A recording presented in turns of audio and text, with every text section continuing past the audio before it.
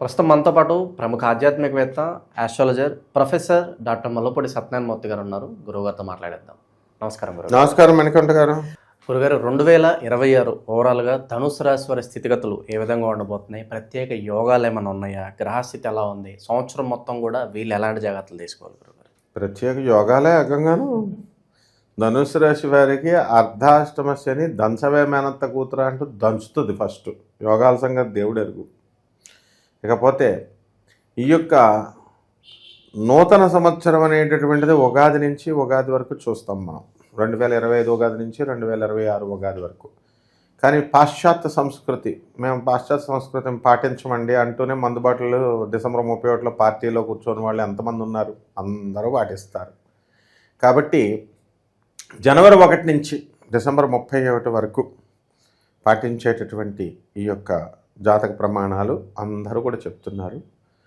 ఈ రాశుల వారికి ఏ ఏ రాశుల్లో ఎక్కడున్నాయినా ఈ గ్రహాలు అనేటటువంటి మనం చూసినట్లయితే శని వక్రించి మీనరాశిలో, అలాగే రాహువు కుంభరాశిలో, అలాగే ఈ యొక్క కేతువు మనకి సింహరాశిలో, అలాగే మనకి చక్కగా మనకి ఈ యొక్క గురుగ్రహము మిథునంలో ఉంటున్నది కర్కాటక రాశిలోకి సంచరిస్తున్నాడు.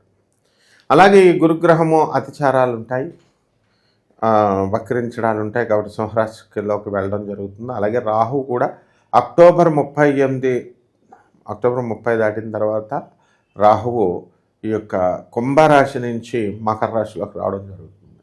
అలాగే ఈ యొక్క గురుగ్రహం కూడా మనకి మే 14 నుంచి మనము కర్కాటక రాశిలోకి పర్మనెంట్గా జంప్ అవడం జరుగుతుంది. వీటిల్ రీత్యా ఈ ధనుసు రాశి వారికి ఏంటంటే ఇంతవరకు రాహుగ్రహ ప్రభావంతో చక్కగా జీతబత్యాలు పెరగడము, ఆదాయాలు పెరగడము ఇవన్నీ కూడా బ్రహ్మాండంగా జరిగినాయి. తర్వాత వీరందరికీ కూడా ఈ యొక్క రాహుగ్రహం ప్రభావం వలన ఎలక్ట్రానిక్స్, సాఫ్ట్వేర్ కంపెనీలు, ఎలక్ట్రికల్ కంపెనీలు, వజ్రాల వ్యాపారాలు ఇవన్నీ బ్రహ్మాండంగా ముందుకెళ్ళాయి. పాల వ్యాపారాలు, కళ్ళు, మందు, పబ్స్, రెస్టారెంట్స్, ఇలాగా సురాపానము ఇవన్నీ వ్యాపారాలు కూడా బ్రహ్మాండంగా సాగినాయి. ఇప్పుడు 2026 అంటే బ్రహ్మాండంగా సాగుతాయి కూడా. ఇలాంటి వ్యాపారాలు పెట్టుకోవాలి వీళ్ళు.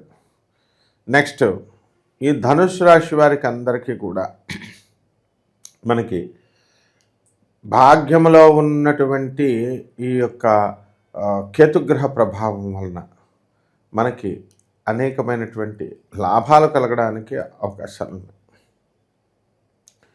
అంటే ఈ యొక్క విదేశాలకు సంబంధించినటువంటి వ్యవహారాల్లో సక్సెస్, ముస్లిమ్స్ నుంచి లాభాలు, ముస్లిమ్స్ దోస్తానాలతో ఇలాంటివన్నీ కూడా జరుగుతాయి అన్నమాట.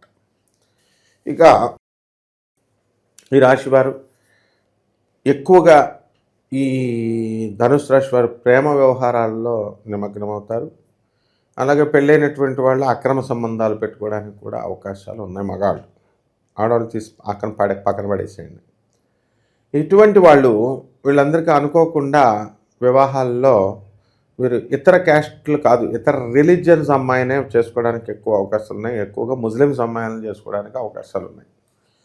కాబట్టి ఈ యొక్క గొడవలు కూడా మరి జరుగుతాయి కదా. ముస్లింల అమ్మాయిలను ఎత్తుకొచ్చేస్తే వాళ్ళు కొడతారు కదా. కాబట్టి ఎట్టి పరిస్థితుల్లో కూడా వీళ్ళ జాతకంలో దెబ్బలాటలు కూడా ఉన్నాయన్నమాట. గొడవలు, వివాదాలు అన్నీ కూడా. ఈ యొక్క ధనుసు రాశి వారికి ఆరోగ్యరీత్యా ఉబ్బసము, దగ్గు ఇలాంటివి రావడానికి, శ్లేష్మము ఇలాంటివి రావడానికి అవకాశాలు ఉన్నాయి. ఈ ధనుసు రాశి వారికి నూతన వస్త్రాలంకరణ, తర్వాత కొత్త బట్టలు కొనుక్కోవడము, కొత్త బంగారం కొనుక్కోవడము ఇలాంటి యోగాలన్నీ కూడా ఉన్నాయి.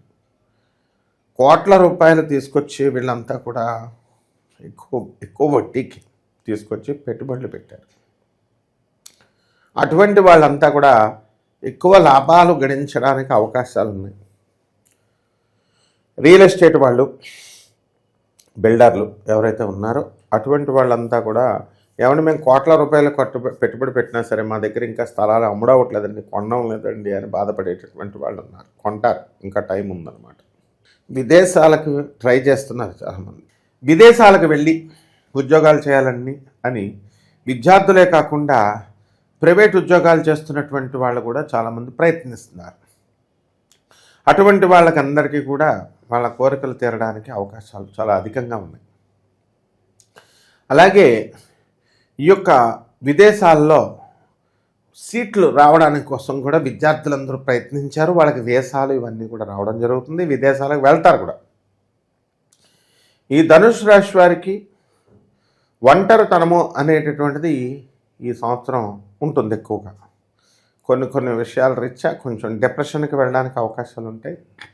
భార్యాభర్తల మధ్య కొట్లాటలు, అన్యోన్యత తక్కువ అవ్వడము, సఖ్యత లోపించడము ఇవన్నీ కూడా వీళ్ళకి చాలా అధికంగా బాధలను పెడుతూ ఉంటాయి.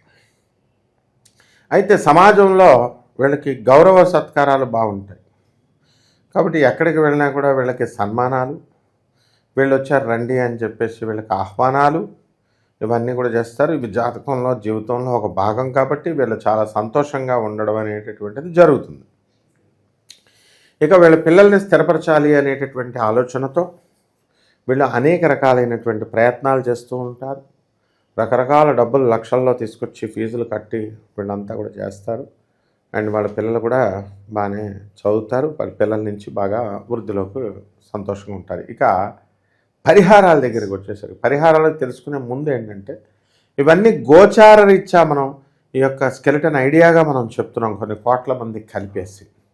ఇక వ్యక్తిగత జాతకంలో వీళ్ళందరికీ కూడా ఏం జరగబోతుంది ఏ క్షణాన్న, ఎప్పుడు ప్రమోషన్ రాబోతుంది, ఎప్పుడు ఉద్యోగాలు రాబోతున్నాయి, ఇప్పుడు ఆదాయాలు బాగానే వస్తున్నాయి కానీ తర్వాత వస్తాయా రావా, ఏమైనా అనారోగ్యాలు ఏమన్నా ఉన్నాయా, సడన్గా హార్ట్ అటాక్లు ఏమన్నా వస్తాయా, పోతామా మనం ఏమన్నా, ఇలాంటి విషయాలన్నీ కూడా మనము వ్యక్తిగత జాతకాన్ని బట్టి మనం చూసుకోవాల్సినటువంటి అవసరం ఉంది. క్లియర్గా వివరించాలి మనం వాళ్ళకి.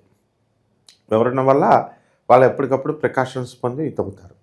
ఇకపోతే పరిహారాల దగ్గరికి వచ్చేసరికి ఈ యొక్క శని వక్రించి ఉన్నాడు కాబట్టి శని జపం చేసుకోవాలి, శని స్తోత్రాలు చదవాలి, శనికి కిలోంపావు నల్ల నువ్వుల్ని నల్లని వస్త్రాన్ని ఇచ్చి పేద బ్రాహ్మణులకి శనివారం నాడు ఉదయం 8 గంటలకు దానం చేసుకోవాలా.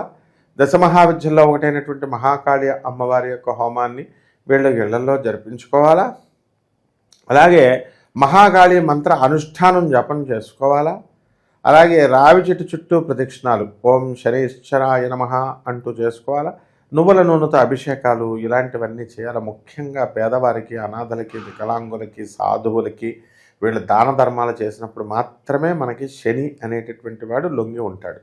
ఈ విధంగా చేసుకుంటే బ్రహ్మాండంగా ఉంటుందమ్మా ధనుసు రాశి. ఓవరాల్గా ధనుసు రాశి వారి పరిస్థితి 2026 ఏ విధంగా ఉండబోతుందో అద్భుతంగా వివరించారు. ధన్యవాదాలు సార్. ధన్యవాదాలు.